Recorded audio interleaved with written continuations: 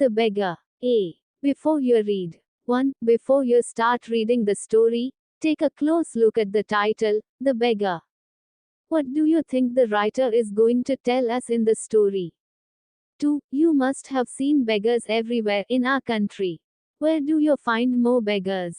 3. How do you feel when you come across a beggar begging at your door or a beggar requests you for help? 4. Do you like people to beg? Why? Why not? 5. Can we have a society without beggars? Suggest some ways. Now read the story to know what the writer tells us about the beggars. B. The text. Part 1. Kind sir, have pity, turn your attention to poor, hungry man. For 3 days I have had nothing to eat, I haven't 5 kopecks for a lodging. I swear it before God. For 8 years I was a village school teacher and then I lost my place through intrigues. It is a year now since I have had anything to do. The advocate, Sergei, looked at the ragged, fawn-colored overcoat of the suppliant, at his dull, drunken eyes, at the red spot on either cheek, and it seemed to him as if he had seen this man somewhere before. I have now had an offer of a position in the province of Kaluga, the mendicant went on. But I haven't the money to get there. Help me kindly, I am ashamed to ask, but I am obliged to by circumstances. Sergei's eyes fell on the man's overshoes, one of which was high and the other low, and he suddenly remembered something. Look here, it seems to me I met you the day before yesterday in Sadovia Street. He said, but you told me then that you were a student who had been expelled, and not a village school teacher. Do you remember? And no, that can't be so, mumbled the beggar, taken aback. I'm a village school teacher, and if you like I can show you my papers. Have done with lying. You called yourself a student and even told me that you had been expelled for. Don't you remember? Sergei flushed and turned from the ragged creature with an expression of disgust.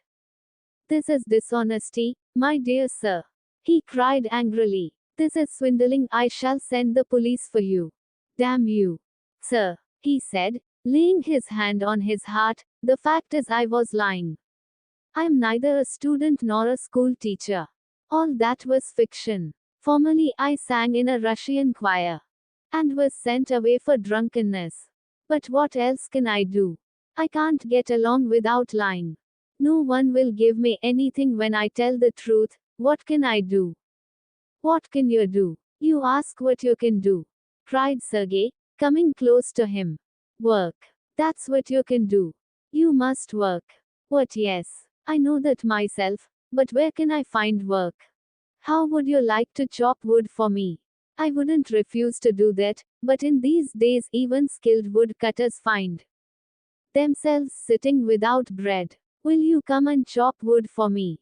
Yes, sir, I will. Very well. We'll soon find out. Part 2. Sergei hastened along, rubbing his hands. He called his cook out of the kitchen. Here, Olga, he said, take this gentleman into the woodshed and let him chop wood. The scarecrow of a beggar shrugged his shoulders, as if in perplexity, and went irresolutely after the cook. It was obvious from his gait that he had not consented to go and chop wood because he was hungry and wanted work, but simply from pride and shame and because he had been trapped by his own words. It was obvious too that his strength had been undermined by vodka and that he was unhealthy and did not feel the slightest inclination for toil. Sergei hurried into the dining room. From its windows one could see the woodshed and everything that went on in the yard. Standing at the window, Sergei saw the cook and the beggar come out into the yard by the back door and make their way across the dirty snow to the shed. Olga glared wrathfully at her companion, shoved him aside with her elbow, unlocked the shed, and angrily banged the door.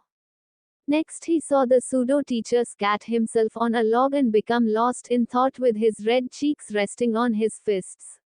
The woman flung down an axe at his feet, spat angrily, and, judging from the expression of her lips, began to scold him. The beggar resolutely pulled a billet of wood towards him, set it up between his feet, and tapped it feebly with the axe. The billet wavered and feels down. The beggar again pulled it to him, blew on his freezing hands, and tapped it with his axe cautiously, as if afraid of hitting his overshoe or of cutting his finger. The stick of wood again fell to the ground. Sergei's anger had vanished and he now began to feel a little sorry and ashamed of himself for having set a spoiled, drunken, perhaps sick man to work at menial labor in the cold. An hour later Olga came in and announced that the wood had all been chopped. Good. Give him half a ruble, said Sergei. If he wants to he can come back and cut wood on the first day of each month. We can always find work for him. On the first of the month the waif made his appearance and again earned half a ruble, although he could barely stand on his legs. From that day on he often appeared in the yard and every time work was found for him. Now he would shovel snow, now put the wood shed in order, now beat the dust out of rugs and mattresses. Every time he received from 20 to 40 kopecks, and once, even a pair of old trousers was sent out to him. When Sergei moved into another house he hired him to help in the packing and hauling of the furniture. This time the waif was sober, gloomy, and silent. He hardly touched the furniture, and walked behind the wagons hanging his head, not even making pretense of appearing busy. He only shivered in the cold and became embarrassed. And his tattered, fancy overcoat, after the moving was over Sergei sent for him. Well, I am happy that my words have taken effect, he said handing him a ruble. Here's for your pains. I see you are sober and have no objection to work. What is your name? Leshkov. Well, Leshkov, I can now offer you some other, cleaner employment. Can you write? I can. Then take this letter to a friend of mine tomorrow and you will be given some copying to do. Work hard, don't drink, and remember what I have said to you. Goodbye. Pleased at having put a man on their right path, Sergei tapped Leshkov kindly on the shoulder and even gave him his hand at parting. Leshkov took the letter, and from that day forth came no more to the yard for work. Part 3. 2 years went by. Then one evening, as Sergei was standing at the ticket window of a theater paying for his seat, he noticed a little man beside him with a coat collar of curly fur and a worn sealskin cap. This little individual timidly asked the ticket seller for a seat in the gallery and paid for it in copper coins. Leshkov, is that you? Cried Sergei, recognizing in the little man his former wood chopper. How are you? What are you doing? How is everything with you? All right. I'm a notary now and am paid 35 rubles a month. Thank heaven. That's fine. I am delighted for your sake. I am very glad, Leshkov. You see, you are my godson, in a sense. I gave you a push along the right path, you know. Do you remember what a roasting I gave you? I nearly had you sinking into the ground at my feet that day. Thank you, old man, for not forgetting my words. Thank you, too, said Leshkov. If I hadn't come to you then I might still have been calling myself a teacher or a student to this day. Yes, by flying to your protraction I dragged myself out of a pit. I am very glad, indeed. Thank you for your kind words and deeds. I am very grateful to you and to your cook. God bless that good and noble woman. You spoke finely then, and I shall be indebted to you to my dying day, but, strictly speaking, it was your cook, Olga, who saved me. How is that? When I used to come to your house to chop wood, she used to begin, oh, you sot, you. Oh, you miserable creature. There's nothing for you but ruin.